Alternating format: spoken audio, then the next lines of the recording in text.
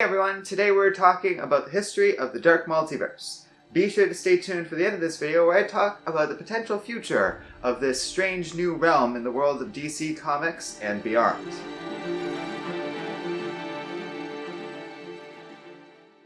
So before we get into things, if you like Comic Island, be sure to subscribe to our channel and check out our Patreon page in the video description below. Now let's begin.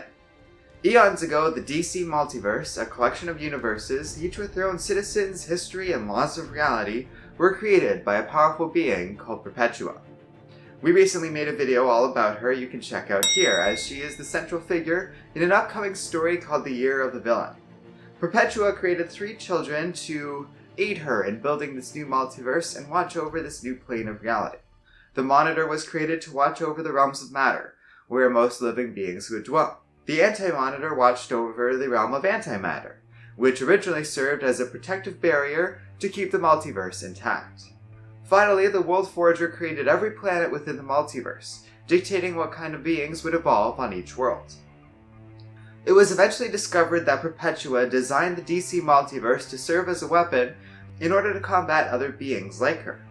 When her children discovered this, they worked together to contact those other beings, and those beings imprisoned her in a new barrier they created around the DC Multiverse called the Source Wall.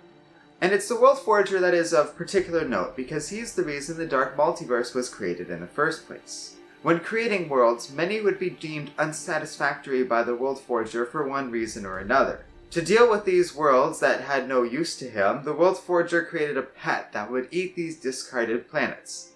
It was a dragon-like being called Barbatos. Together they worked in a hidden realm called the Forge of Worlds, until Barbatos was able to drive the World Forger away. Securing a collection of imperfect worlds that were fated to be destroyed, and were still doomed to eventually decay into nothing within the Forge of Worlds, Barbatos created the Dark Multiverse and began a long plan to invade the real multiverse and seize it for himself, using these new worlds to gather forces in order to facilitate that plan. At some point, Barbatos took an interest in Batman and created a team out of versions of that hero that emerged in the Dark Multiverse.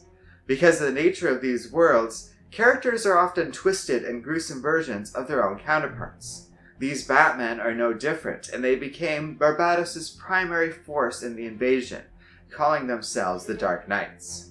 Led by the worst Batman to ever exist, the Batman Who Laughs, these beings proved a powerful vanguard for the Dragon, and were able to successfully invade the main multiverse and seize its prime Earth.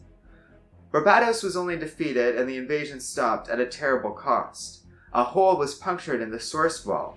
The Dragon was imprisoned in the Dark Multiverse while the World Forger returned and the Forge of Worlds was lit once again, with new worlds being formed once more, while Barbatos was forced to watch. But the Dark Multiverse is far from gone. Many of these worlds still exist, and will be featured in the upcoming series The Tales from the Dark Multiverse, which we talk about here. Meanwhile, the Batman Who Laughs not only survived, in fact he was the only one out of the Dark Knights to do so, but is very much active on the Prime Earth and appears to have some very dark plans for its future. And there you have it, the Dark Multiverse is a sort of twisted mirror of the traditional DC Multiverse. It exists in a hidden realm called the Forge of Worlds, and the effects of the invasion are still felt in DC canon. If you'd like to learn more about the DC Multiverse, we do have a full playlist of other videos all about this realm linked up in the corner here. I'm a pretty big fan of this fictional realm myself. It's dark and an interesting place on the whole, and does a lot to build up the notion of a more complex and intricate multiverse than the 52 worlds we've been stuck with for almost a decade now. Where I'm most excited about is the prospect of this content being used in the future for media adaptations and other content going forward. I think there's a lot of great ideas that haven't been fully developed here, and the Dark Knights are so interesting. I really do hope we get more of them outside of the Batman Who Laughs. God, I truly wish these characters weren't all killed off except for him. And that's where I'm most excited about this, because I think it's only a matter of time before we start seeing some of this content adapted into work outside of the comic books as well. And that stuff, in my opinion, is just too interesting to pass up. I think it's just a ticking clock for when they make an animated movie about Dark Knight's metal, But at some point or another, some enterprising producer is going to incorporate some of this content into their show, and it's going to be amazing as well.